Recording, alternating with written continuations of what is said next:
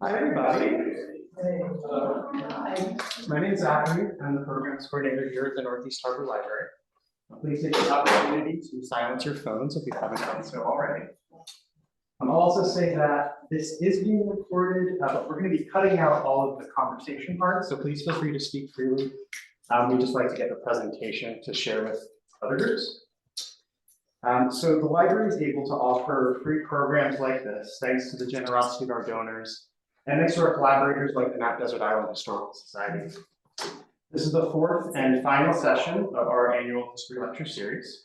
And for a full picture of their ongoing work, I encourage you to visit mdihistory.org.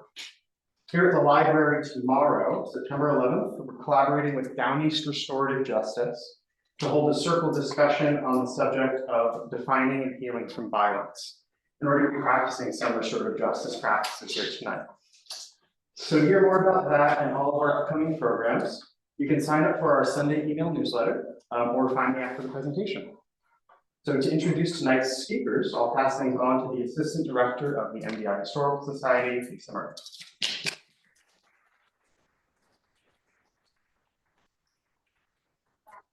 Good evening and welcome. I'm Lisa Murray. I'm the Assistant Director and the Program Coordinator for the MDI Historical Society.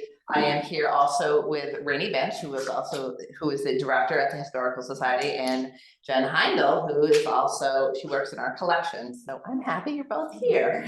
I thank you all for coming out tonight. It is beautiful, and I thank always Zach, who's amazing, and the Northeast Harbor Library for a really great collaboration relationship with us. So like Zach said, this is our last in our collaborations this summer, but we collaborate with Northeast Harbor Library and all of the island libraries year round, and we have a listing of our programs out back, but you can also find them at mdihistory.org if you're interested in more.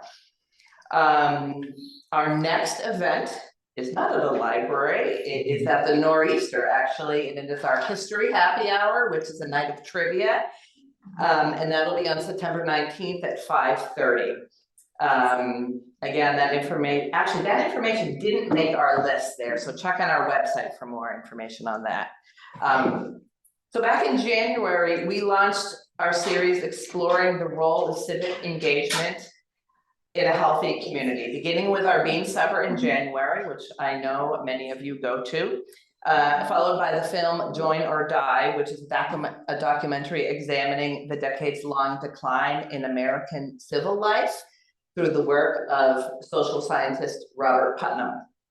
Since then, we've hosted civic-themed trivia nights, explored the story of the 1960s Mount Desert Island Committee for Peace, and learned about Maine government with the League of Women Voters. At nearly every program, somebody asks, but what happened to civics class? Are kids even learning about government and democracy anymore? And obviously the answer is a resounding yes. Civics education has changed over time, but it's still very much present. Tonight, independent and educational consultant Dan Sigward, MDI Historical Society intern and researcher Sabrina Calas, and Rebecca Taplin, partner at Pathways to Restorative Communities, are here to share the history of civics education, how it's evolving nationally and here on MDI, and to join you in conversation about your own experiences with civic education. Together, we'll discuss how schools have incorporated civic knowledge and civic practices, and what kind of education is needed to strengthen democracy in the future. I encourage you to engage with our panel throughout the program. You don't need to wait until our discussion times to ask questions or add comments. You'll also have the chance to experience restorative circles, as Zach mentioned, a civil dialogue practice now used in many Maine schools and organizations, including at Mount Desert Elementary School and at MDI High School.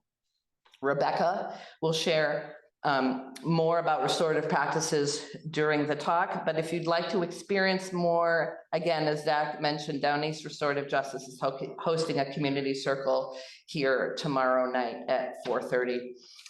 And I would be remiss if I didn't mention at a program about civics education that the MDI Historical Society operates out of the Sound Schoolhouse, which serves students from 1890 to 1920. At that time, children were taught civics at both children were taught civics as both patriotic, moral training, and practical knowledge of government and community life. The emerging field of social studies combined history, geography, and civics, while teachers balanced local traditions like town meetings with national ideals.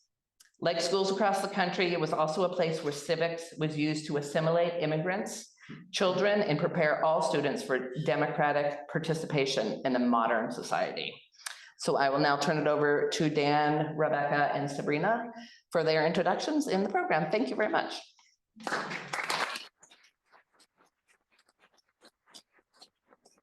Hey everyone, I'm Dan Sigward. I made the trip up here with Rebecca from the Boston area this afternoon. I've worked in that area for almost 25 years in history and civics education. The first half of that time I spent as an 8th grade classroom teacher where I taught history and civics. And for the second half of that time, I've worked as a curriculum developer and teacher supporter at the nonprofit Facing History and Ourselves in the Boston area. And for the past few years as an independent consultant, where I still do work for Facing History. I've also worked with some other organizations on curriculum projects like StoryCorps and PDS Learning Media. So really excited to share a little bit with you tonight. Sabrina. Sure. Hi everyone, I'm Sabrina Calas. I'm a recent MDI Historical Society intern. I'm a recent USM political science graduate and a lifelong MDI resident. And I'm so happy to be here and to kind of give my 2 cents about what I've learned about civics on MDI. Thank you. Hi, my name is Rebecca Taplin. Full disclosure, Lisa Murray is my sister. And I'm so excited that my big sister is including me in here tonight. I come from 30 years of public school education service, first as a special education teacher, and then as a social studies and humanities teacher, all around the middle school level. For the past few years, I've been a partner at Pathways to Restorative Communities, which is an organization who we provide facilitation, training, and coaching. And our whole mission is to strengthen schools and communities and make them more resilient.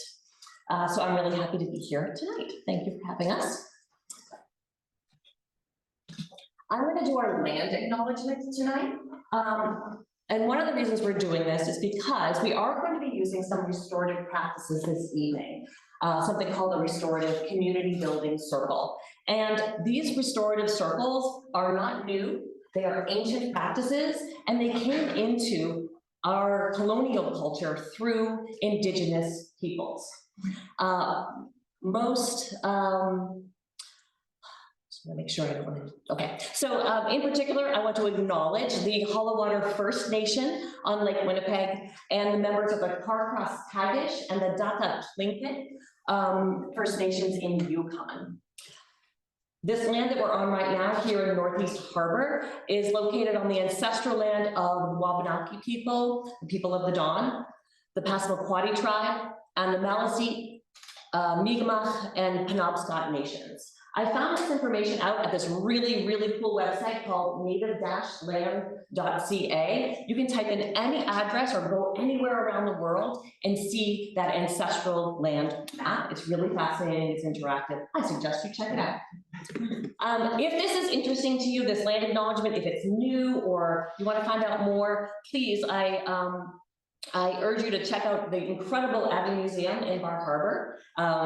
And you can also make donations or learn more about the Indigenous people in this area by going to Wabanaki Reach. Thank you. Okay, I mentioned restorative practices, and tonight is an interactive presentation. I read the thing, it's a highly interactive program. And one of the ways that we're going to interact tonight is by using restorative circles. This is also a civics program. And civics is about coming together with a bunch of people and talking things out, making decisions, and moving forward as a community. And historically, our societies, our schools, our communities, we're really good at sort of coming together and having an agenda. So I'm going to talk about this for a second. This is my graphic. It's called Balancing Relationship Building with Problem Solving. So normally we're great at this, addressing issues and visions. Why are we here, right? What's our agenda? What are we going to talk about? We're also pretty great at developing a plan of action. What are my to-dos for next time? What is the outcome of this? And we're great at this. What we're not so strong at in general is this part on the right-hand side, which is getting acquainted or reacquainted with the people around us and building understanding and trust before we get to the matter at hand.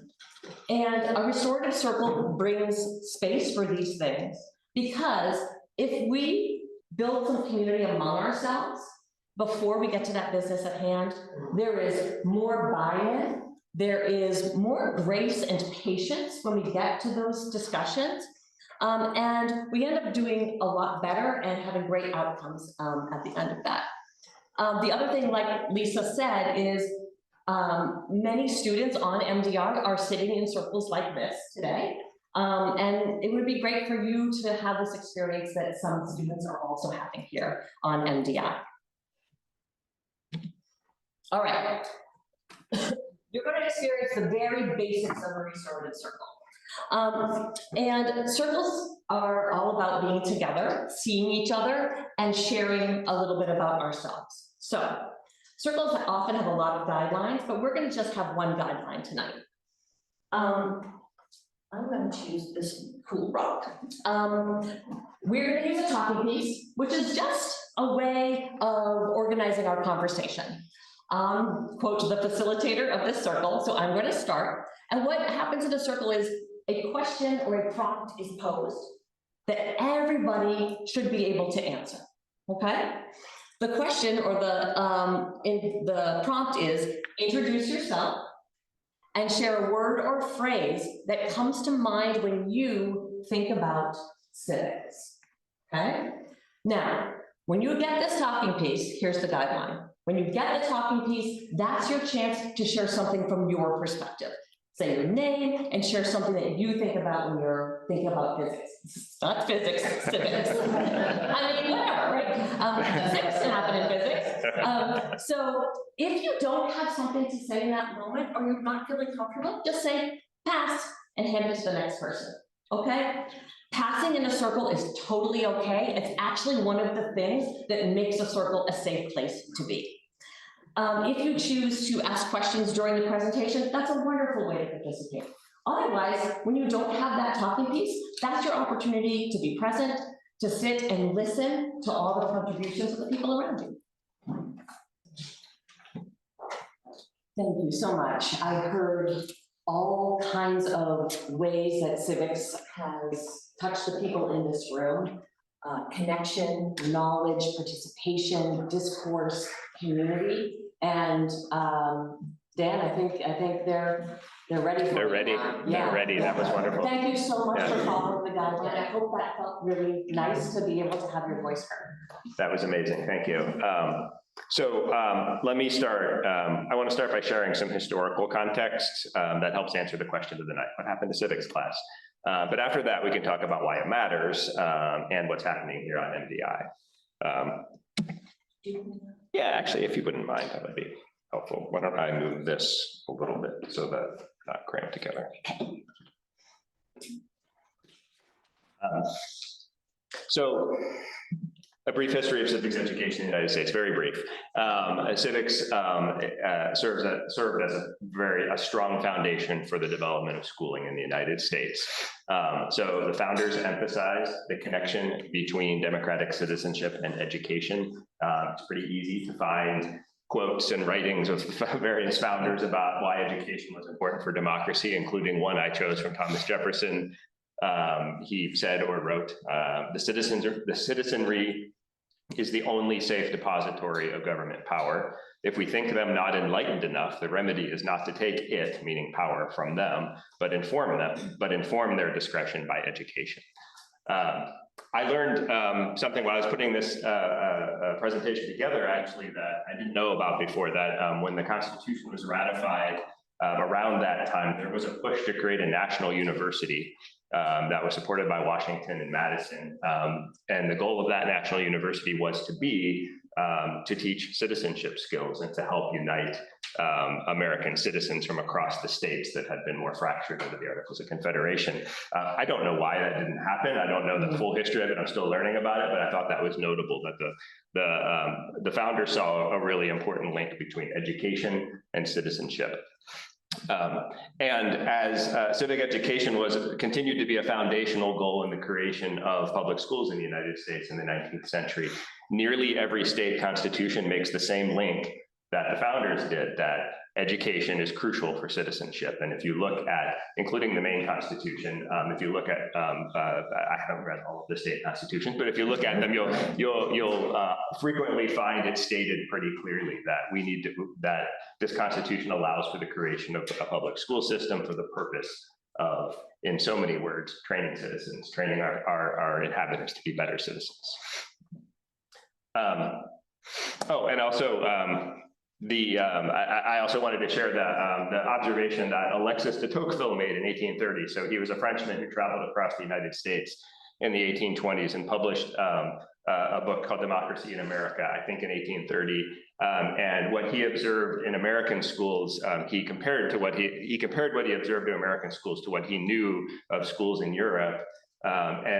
What he saw in American schools was that he wrote that they directly prepared their students to participate in the political process, which is not something that was on the minds of schools in Europe at all at the time. So that was what was distinct about American schools to him in the 1820s. Again, that link with citizenship. And then civics was an integral part of the school curriculum from the 1890s, when schooling became more or less universal. I think most 5 to 12-year-olds attended school regularly. Regularly is a relative term, probably not as much as they do today, and probably varied from place to place, but regularly. And that lasted. Civics as a cornerstone of the curriculum lasted into the 1960s. It was common in the 1960s. For some of you who attended high school in the 1960s, I'm curious if this resonates with you. I attended high school in the 1980s, so I only read this, but I read that it was common in high school for there to be 3 different civics courses. One focused on local and state government and participation. A separate one focused on federal participation in government, and another one that was frequently called Problems of Democracy, which was about current issues and current events. You can tell me if that resonates, if that's something that you remember. I imagine it varied, and that what I read was of a generalization, but also probably mostly true. I'm seeing some nodding around the room. Yeah. Yeah. So the centrality of civics in our education system, though, has declined in the past 60 years. And researchers point to a variety of contributing factors. I'm going to talk about 3. I'm a proponent for like multi-causal explanations of things that happen, so it's probably not just one and instead of the others. And there are probably some other factors at play. But the first one that I found a lot in my research is pointing to the very turbulence of the decade when things just seem to shift. So the turbulence of the 60s and early 70s, social and political upheaval over Vietnam, political assassinations, the Watergate scandals, all sort of leading to a loss of national optimism that perhaps also led to a loss of appetite for promoting our government and institutions in school. I think of that more as a sort of like a backdrop to the others. I don't know that that's a direct cause, but it comes up a lot when I was looking into this question. The other one is something that I think we're all quite familiar with, growing political polarization. Over the past 60 years, we have clearly, I think we've all experienced how our society has become politically polarized. And increasingly, I think that, people leaning left became suspicious of civics education because they were concerned it may have promoted a narrow view, what they thought was a narrow view of American tradition, where people on the right grew suspicious of civics education because they worried that it was a vehicle for liberal causes and social activism. And teachers in schools sort of sat in the middle, and teaching civics became a tightrope walk. And so again, instead of coming under fire from the right or the left or whatever polarized forces maybe at play in the community, I think it became easier to avoid civics education. But I think the third one is probably the one that has the most data points. That has to do with the emphasis on STEM education, which has increased over time, going all the way back. I have Sputnik up here because that's often written about as the turning point. You know, with Sputnik, we as a nation became concerned about our competitiveness in commerce, industry, science, and technology. By the way, STEM stands for science, technology, engineering, and math. So I think each generation, almost every presidential administration has announced an initiative to support STEM education. They didn't call it STEM education in the 50s and 60s, but they do now. I am not saying that STEM education isn't important. It's vitally important. But because there are a finite number of hours in the school system, in the school day, finite number of days in the school year, and again, with some of these other factors as a backdrop, you know, the support for civic education waned and maybe got pushed out a little bit in terms of the balance in the school curriculum. I came across this really fascinating statistic, a telling statistic. In 2022, the federal government spent $50 per student per year on STEM education. The federal government that same year spent 5 cents per student per year on civic education. When it comes to school funding, the federal government is a relatively, in most places, a relatively small piece of the pie. And so that's not the federal funding isn't everything when it comes to funding schools, although it's significant and important, especially in particular areas. But I thought that was a pretty indicative statistic about where we are. So what does it look like today? I think this history has left us with sort of a mixed bag nationally, especially nationally. It's clear that civics education no longer is as universal in our school system nationwide as it used to be. State requirements are inconsistent. So 17 states require a civics assessment of some form for graduation from high school. 25 offer service learning opportunities for credit in high school. Service learning is a component, one of the best practices of civic education, and we'll get to that towards the end of my presentation. 43 states require a civics course of some kind, which I guess isn't saying a lot, but only 9, including DC, require a full 1-year civics course before students graduate from high school. The mixed bag part of it is that in the last 25 years or so, there's clearly been a new sort of reinvigoration of the field of civics education. There's new advocacy and growing advocacy for reincorporating, revitalizing civic education in schools. Lots of new research into what makes civics education effective and why it's important, what impact it has on schools.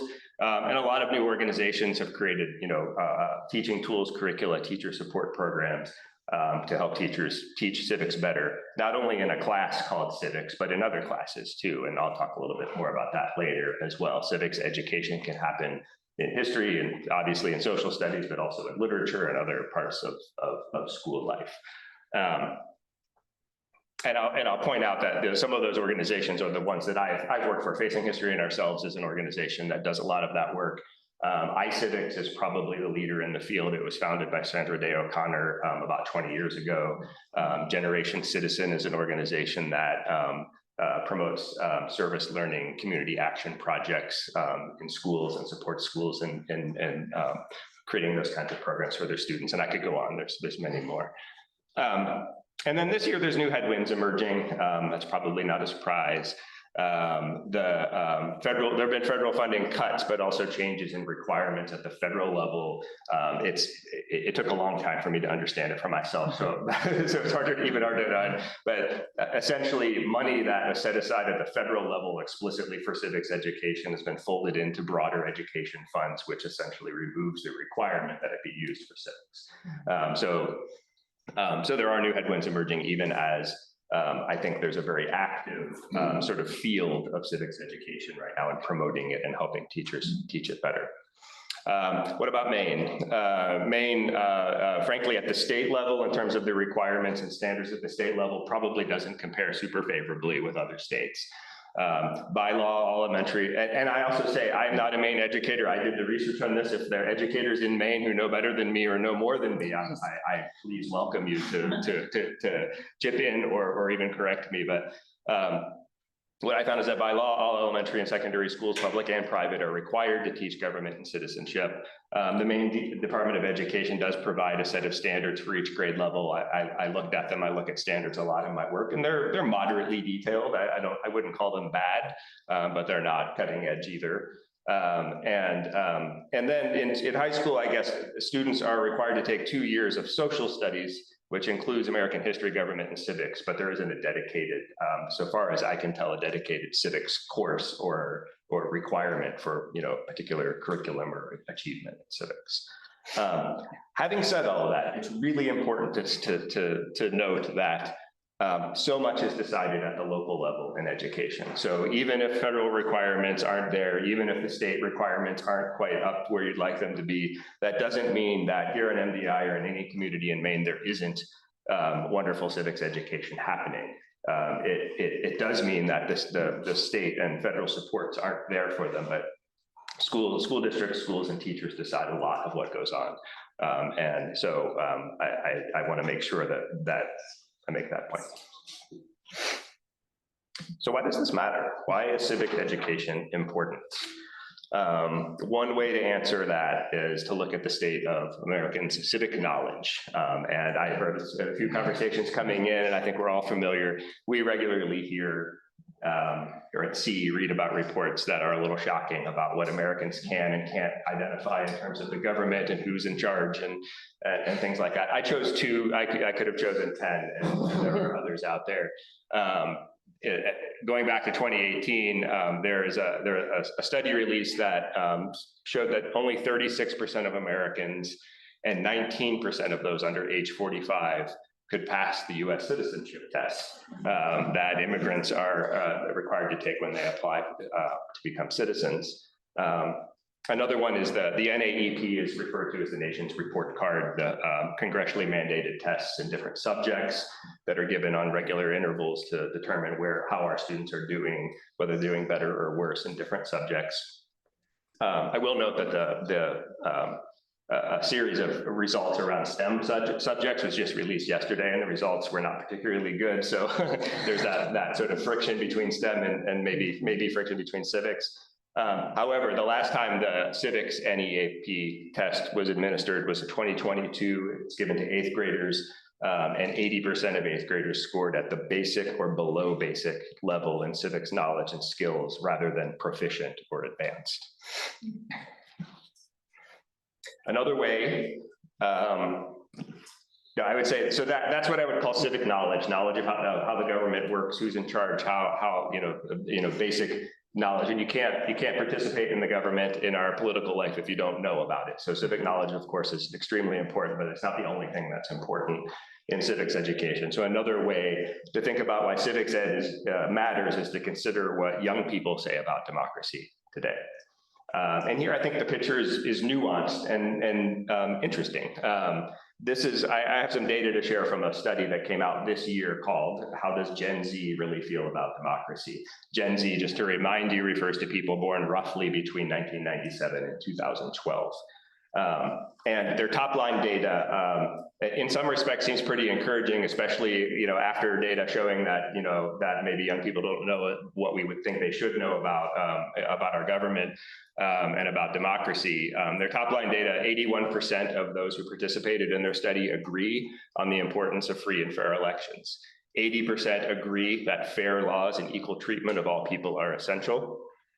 70% agree with each of the 4 statements here that elected leaders should not be able to go above the law, that the government should not limit First Amendment freedoms, that it is essential to have different views represented in politics, and that elected leaders should represent the views of the people they represent. I think it's encouraging. I think we could look at it as a glass half empty, glass half full. If 30% don't agree, then that might be disturbing. But I think it's encouraging that those numbers are high. There is a somewhat discouraging number here that 11% of their participants believe that political violence is sometimes necessary to achieve progress. Again, glass half empty, glass half full, 89% didn't choose that. But 11%, I think, for me, it's higher than I'd like to see for sure. The people who did this study took their data and they created three typologies or three profiles to represent what they think represent Gen Z's relationship with democracy. And I think that talking a little bit about these three profiles actually highlights, again, the importance of civic education. The first group they define as having passive appreciation for democracy. This was the largest group, 63% fell into this group. This group was largely satisfied with the status quo. They thought that the government represented their interests, and they trusted the institutions reasonably well. This group is characterized by a low level, other than voting, they voted, but they otherwise had a low level of civic participation, which means when it comes to things like volunteering, contacting elected officials, participating in protests or demonstrations, or taking on leadership and advocacy roles in their communities, they don't do those very much. The second profile was defined by having dismissive detachment to democracy. That's 31%, so about half as large as the first group. This group still has a high level of support for democratic principles, those items that were on the previous slide. They agreed with them in the 60%, most of them in the 60% range, but their agreement with those principles is lower than the other two groups. I just want to make that distinction. It's not that they don't agree with them by and large, but they have a lower level of agreement with those principles of democracy on the previous slide. They also have a greater openness to authoritarianism. Again, it doesn't mean that they are clamoring for an authoritarian government, but their openness to that, their tolerance of that is higher than the other two groups. And I think really importantly, they have a limited belief in their ability to create change. I would think that if there's anything I wanted a student to leave my civics class with, is it's a belief that they can make a difference, that their choices matter in our community. And this group was notable for their low level of agreement with their statement. And then the last profile is defined by their hostile dissatisfaction with democracy. This was 7% of their respondents. Interestingly, they're the most civically skilled and politically active group among the three, but they're deeply disillusioned with our current system. And this group is also notably more open to political violence and extreme measures than other groups. I want to read one statement from the researchers that I think is important. They said that young people's democratic attitudes are defined less by their identities, meaning their race, gender, rurality, et cetera, and more by their experiences of civic development. I want to connect that with another piece of information about the dismissive detachment group, which isn't on the slide, which is that they reported that they lack adequate access to the resources and support that they need to participate in democracy.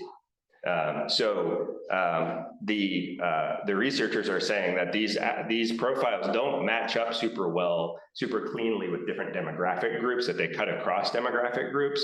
But they do match up well with how, with the civic development, with the opportunities that young people have to learn and to participate in democracy. The last way to look at why civic education mattered is to look at it, the impact that research shows it has on students. And I think these findings actually speak to those three profiles pretty well. And there are numerous studies and findings about the impacts that civic education, and I'm going to use the phrase quality civic education. I'll define that a little later.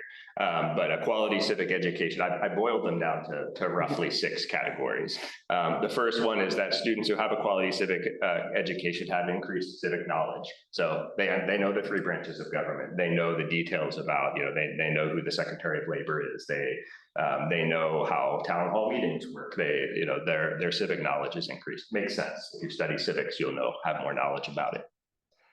The second impact of a quality civic education is that it increases civic participation. So students who have civics, who study civics, are more likely to vote, they're more likely to join community groups, and they're more likely to volunteer in their community. The third one, connecting back to those dismissive detachment folks on the previous slide, civic education is correlated with increased sense of self-efficacy. Self-efficacy boiled down is that I believe my choices make a difference. The fourth one, this is also related to those dismissive detachment, the dismissive detachment group on the previous slide, is that civic education, when it is mandated, when it is supported, when there are consistent requirements for it, it increases civic equality. Civic equality is the idea that everyone has equal access to the resources and learning that they need to participate in democracy. And then a couple others, quality civic education improves school climate. It reduces incidences of things such as bullying. It helps students feel more connected to their schools as communities, which all of those things are correlated with also, enhanced learning across all subjects. And then it also, a quality civic education also leads to young people to have an increased concern for others' rights and welfare, an increased concern for fairness and trust, and an increased sense of public duty. I'm hearing some words that people shared, at the beginning of the event. So we're ready for our next discussion. Okay, Dan just talked and gave you a lot of information, right? And so we want to give the group a little bit of time to process, to digest it, and to share a little bit with our neighbors about what you're taking away from what you just saw. So rather than passing a talking piece this time, it's a large group and your time is valuable. What we'd like to do is a partner discussion. So find one or two people sitting around you, and we'd like you to just take a minute to process. The prompt is, what is something you have heard or thought about so far that feels particularly familiar or important? So what have you heard or seen so far that Dan was talking about that is resonating with you, essentially? It sounds like there was some rich conversation happening in the room here. I heard some statistics being spoken about. I heard personal experiences talked about. Is there anyone who would like to talk about what some of the things that came up in their group? We'd just like to hear a couple of the things that came up. Anybody ready to share? Yes. So we had a brief discussion, and I think one of the things that emerged from our three-person discussion was, and I can't forget it, Jaylee teaches social studies, and it's an old school versus new school. Old school is teach three branches of government, and that's kind of like teach the Constitution, teach the founders, teach what that kind of constraints. She introduced the idea that just getting students to teach, to talk about other aspects, what was it like an alternative governance? Well, because of our society is comprised of a mix of many different backgrounds, sometimes we confine that discussion to just the old school way. And so getting students to discuss that is a big step forward in engaging them because they gain confidence in projecting their views. Thank you. Thank you. Would anybody else like to share some of the things that came up in their group? Yeah. We talked about a lot of different things, but I think what really resonated was this concept of what is civics, and it's much more than just a class that you take, and it's talking to people, getting to know them, and I referenced Bill Warner's article in Chabaco about how being settlers can save democracy. It's getting to know people so that you are going to meet people out there in the world who are different from you and have different opinions, and having those conversations, in a more respectful way, I guess, or a way we get to know each other. That's great. Bean suppers can save democracy. There we go. One last thing, we also talked about, Sabrina said, well, we were talking about Gen Z attitudes and how that really, it was the, yeah, the self-efficacy was really, strong. She definitely saw that. Great. Yes. When should civics education begin? Ooh. 4th grade. I mean, our commentary mostly had to do with high school. There's a hell of a lot going on in high school. Sports, thinking about college, all that stuff. I went away to Boise State. You ever go to Boise State? Yes, Boise State. Yeah, so, but that's almost too late. Yeah. So at what early age can you start kids thinking about at least the fundamental elements of what we call civics? Awesome question. Awesome question. Yeah. Our conversation came down to a number of things, but one of them was that higher education seems more and more to be focused on granting access to financial success rather than providing a real education for students. Thank you. Yeah. Yeah.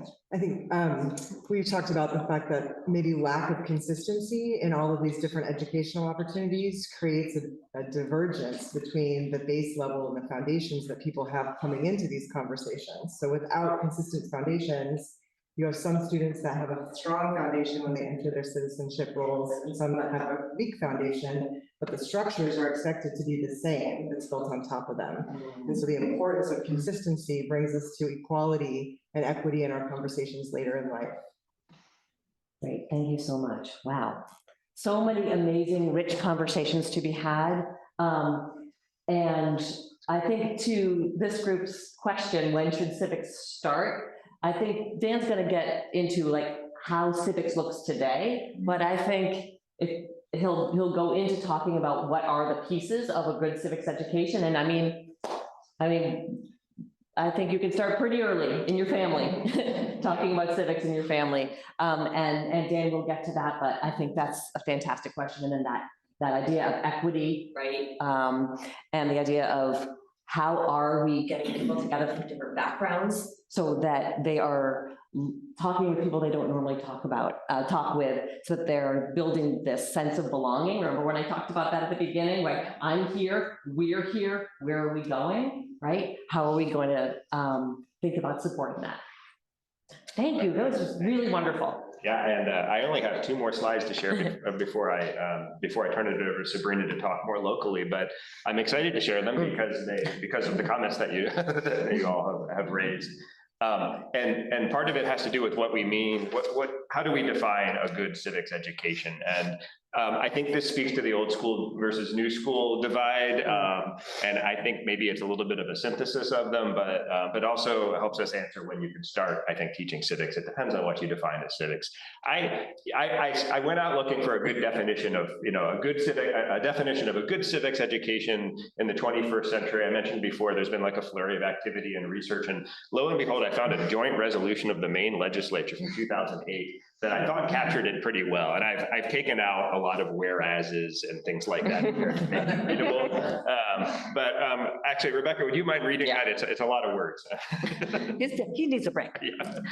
Civic education is the cultivation of the virtues, knowledge, and skills necessary for political participation and the development of competence and motivation to engage actively in community issues. And the next one is the cultivation of a public disposition, including civility, a sense of personal efficacy, and a belief in advancing the public good is essential to civic mindedness in recognizing the situation of others in a shared political community. I'm curious, I see heads nodding, and I can share these slides afterwards, I see people, but I'm curious what words or phrases made you nod your head or seem particularly important? You can just call Civility. it civility. I like the shared political community. Anything else? I think virtues in the first one Yeah. is a little fraught. Yeah. I wouldn't put it in. Yeah. I think it's, I think it's a little judgmental. I think it's a little, can't you be, not virtuous and practice something in the community that's for the common good?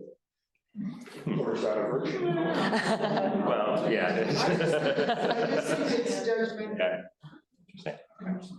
What strikes me is that there's a lot in there that we teach in elementary school that's not about the structures of the government. That's right. That is totally related. That's right. That's right. I think when I think of, for me, the central question for civics and civics education is how should we live together? When you study the government, you're studying the structures and processes that we've developed over time for us to live together. And I think that requires more than just knowledge of them. You know, another one of my favorite phrases is democracy is not self-executing, or constitution is not self-executing. It doesn't happen by itself. So it takes people to value those processes and institutions and the ideas that they're based on. I think that a lot of the words that have come up here that are in here that you all have called out, I think really speak to that, and you can start developing those at a young age. And there are you know, the main standards for civics and government, as well as just about every other state standards, C3 standards, which are national from the National Council of Social Studies, they start in kindergarten.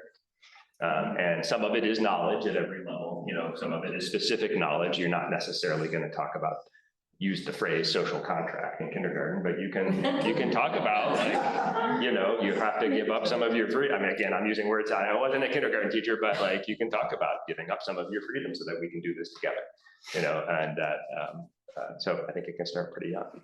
I also want to share, this is my last slide, share with you, you know, researchers point to 6 proven practices of civics education, and some of them seem kind of old school. They're you know, they're not. I think a lot of them are familiar. Civics class is one of them, I think it's important that civics class is there, and that at least in the report that I took this from, you know, they define civics class as focusing on civic knowledge and skills. So not on some of these other things that we're talking about, but it's important to know that civics class is just one of them. So if there isn't a civics class in your school or in your high school, it doesn't mean that there isn't civics education happening throughout the school in other ways. The work that I did for Facing History and Ourselves, one of the characteristics of it is integrating civic learning into other subjects. I wrote curriculum for history, about literature. Literature in ELA class is a wonderful place to develop, to integrate civic learning, because you're talking about that issue, like how should we live together? It comes up all the time in literature. So, but not only that, you know, throughout the life of a school. So service learning classes, extracurricular, community involvement, those are things that happen outside of the core curriculum, but they happen within the life of the school. Student government, certainly. By simulations, I think, you know, that's referring to things like Model UN or Boys Town. Boys Town, thank you, or Boys State. Boys State, yeah. So, you know, my takeaway from this slide is that that civic learning, civic education can happen in civics class. It can happen in other classes. It can happen in other elements of the life of a school. It can happen in a community as a whole. And the community can participate in a lot of these things. And it also happens in families. So the last thing I want to say is about current events. There's a lot of research that says that discussing current events, when young people discuss current events regularly, they're significantly more likely to feel connected to their community, to feel self-efficacy, to vote, to, you know, participate in other ways in government. But going back to the polarization issue, discussing in current events in school is hard. It's because it's high stakes right now. And it requires a lot of these other things like civility and other, it requires using practices like the circle that we use and having procedures in a classroom to teach students how to talk about these things. It's not easy. So, but the current events findings also apply to talking about current events at your dinner table with your kids. So, so that doesn't have to happen. That civic level of civic education doesn't happen. It would be great if it could happen in a school, but it doesn't have to. I would like to turn it over to Sabrina now. So this is, I've been talking at a much higher level. Sabrina has lots to share about civic education here on MDI. Yes. I went to high school a long time ago, and I didn't have a civics class. Yeah. I think I got it by osmosis, but it would have been in the ballpark of when you said civics classes were being taught. Yeah. What exactly is taught in a civics class? That's a good question. I think that, I think that primarily civics class often focuses on what I'd call civic knowledge. So it is the sort of the old school three branches of government kind of learning. I think that there's a push to broaden that. I also know it also depends on where and when the civics class actually occurs. So for instance, in Massachusetts, the 8th grade year, there's a full year of civics class. It's a newer thing. It wasn't that way 10 years ago. So there's actually a rush in Massachusetts when that was put in, when that was required, a new requirement from organizations like the one I work for to create curriculum to fill in that year because there were standards, but there wasn't curriculum. And so I think it really varies and depends on the length and depth and the state standards that are there. But I do think I would venture to guess without a specific research behind it that most of the time a civics class or a civics unit in a social studies class is going to focus on civic knowledge. All right, Sabrina. I'm going to help with the slides, or are you happy to? I was going to do it, but I'll let you do it. Oh, no, okay. I want to say. Okay. Thanks, Sabrina. All right. Good. First one here. All right, so over the course of my 8-week internship with the Historical Society, which was in the spring, this question of what does civic education look like in MDI schools would really be the driving one for that. And through my conversations with educators and administrators and town officials, which, just curious, by show of hands, who are our MDI educators here? Who are our school administrators? And any town officials, that includes town managers, select board members, etc.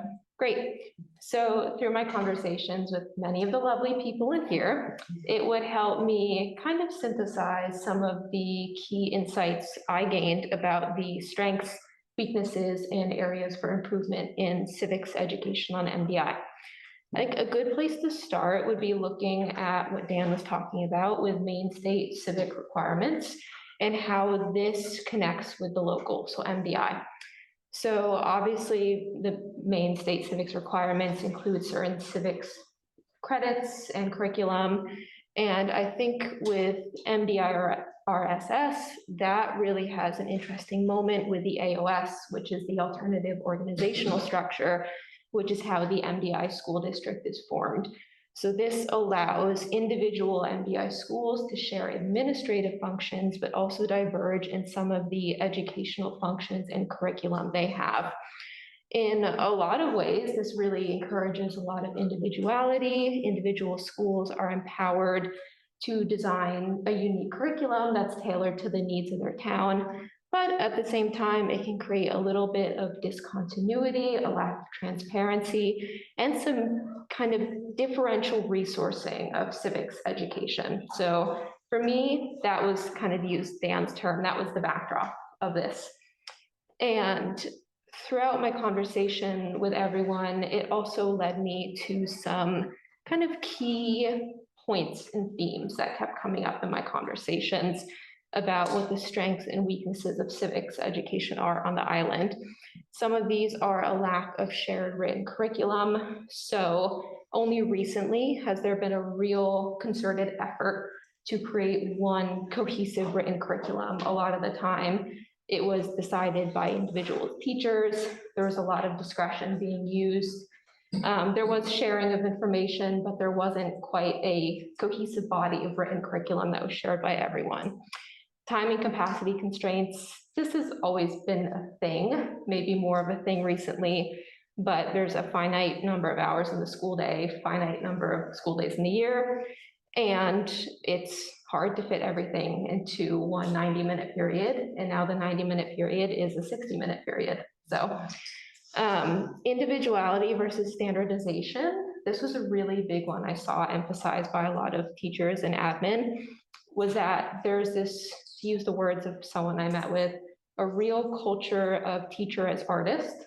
So the idea that teachers in their professional capacity should be kind of the main actor in determining what the curriculum looks like, what the content looks like. At the same time, when talking about creating continuity and cohesion in civics content, having some kind of standards, written best practices is also important in kind of helping things meld together. So a lot of MDI civics education kind of got stuck in the crosswinds of those two things coming together. National priorities, I feel like Dan and Rebecca touched on this extensively. STEM is the name of the game. And civics, many people feel is kind of a thing of the past in terms of a national focus. Also, literacy is a big research focus. There's a huge emphasis on improving literacy rates in school so that, especially in elementary grades, really focusing on building literacy and reading and writing comprehension in kids has really taken precedence in terms of learning.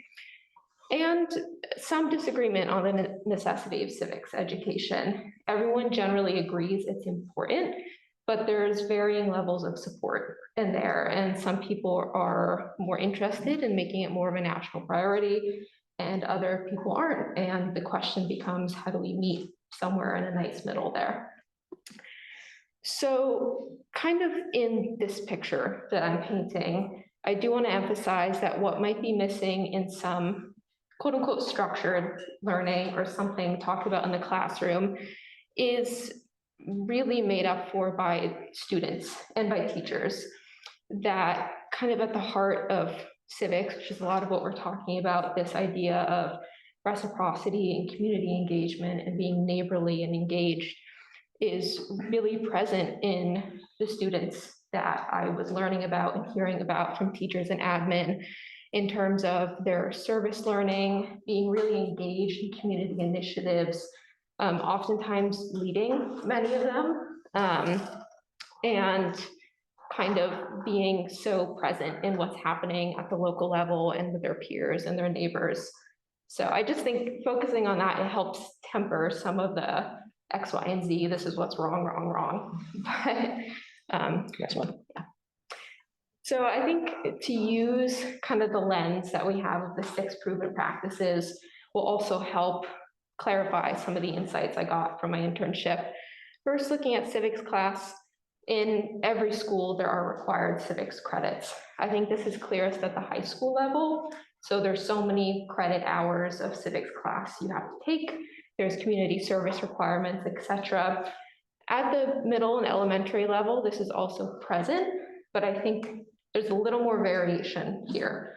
So typically by at least 3rd or 4th grade, every student will encounter some civics class, but from there it could be 3rd to 4th, 4th to 5th. They're taking another civics class again and again. For others, it could be 3rd to 6th or 3rd to 7th when they're re-encountering that idea of civics and learning civics content. All these classes have kind of diverse objectives and content, kind of due to a lack of shared written curriculum. Teachers are talking about very different things. Obviously, what they're talking about is shaped by Maine's state civics requirements, but within kind of that loose framework, there's a lot of interpretation and discretion used about what is taught, how much of it is taught, and how much that's connected to real kind of service learning and the practical application of that knowledge. And as I already mentioned, and we've already talked about, there's just less time allocated to civics classes compared to STEM. you know, when it comes to fitting civics class in the day, that could be, you know, halfway through a lunch period or at the end of the day, as opposed to giving it a full class worth of time to talk about it. With current events, I found that in all my conversations, discussion of current events was important universally. I didn't find one teacher I spoke to who weren't connecting their subject to current events somehow. So I'd say this was probably the most common thread throughout all my conversations. And in the discussion of current events, there was a huge emphasis on continuity and change throughout history to the present. So not just looking at like what's happening in politics now, but how what's happening now might have happened 50 years ago or look different 100 years ago. With service learning, and this is kind of beyond required community service hours, this was really at the heart of my internship. This was critical throughout all classrooms. Students were showing up for their community. Some educators I spoke with feel like maybe service learning is not as in vogue anymore. It used to be really widespread throughout the school district. Every school was mandating service learning. And now some teachers feel like that's not happening to the same degree it was. So that was a big recommendation I got when I asked how can we improve civics education, was kind of bringing it back to service learning and bringing it back to practical application. For extracurriculars, this is probably one of the most lacking aspects I encountered. At the high school level, there were quite a few civics clubs.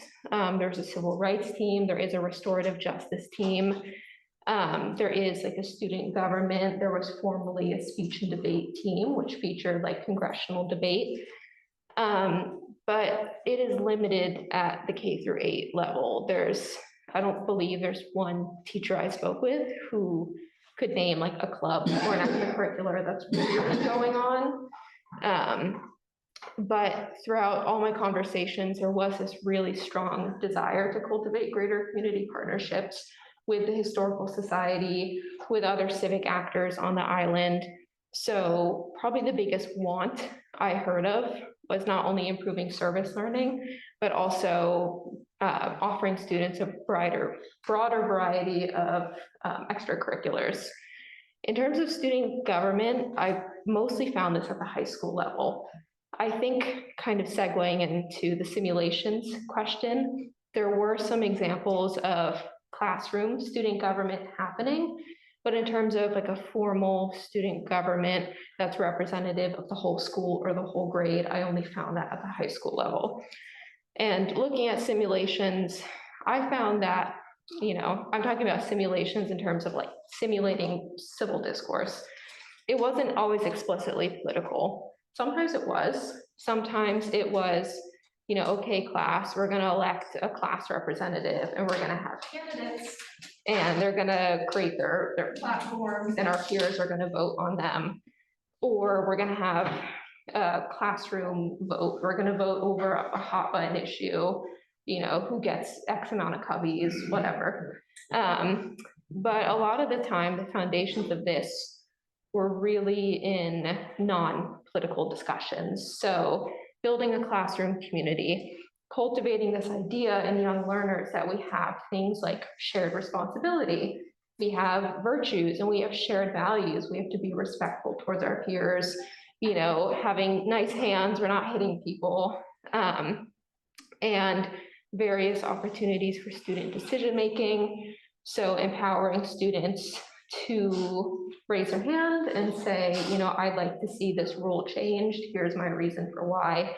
So all these different opportunities for building civic virtues that weren't kind of painted with the word political on it. And kind of to conclude what my little 2 cents is here, again, I think the picture I'm painting might seem a lot like, here's what's missing, here's what's not being done. But what really shone for me in my internship was that the heart of civics, in my opinion, the community engagement, the reciprocity, the shared responsibility, all of that was alive and well on MDI. It was exemplified by MDI educators who make it their mission to empower the next generation of students. It was alive in school administrators who work to facilitate learning and oversee all the various moving parts of school life.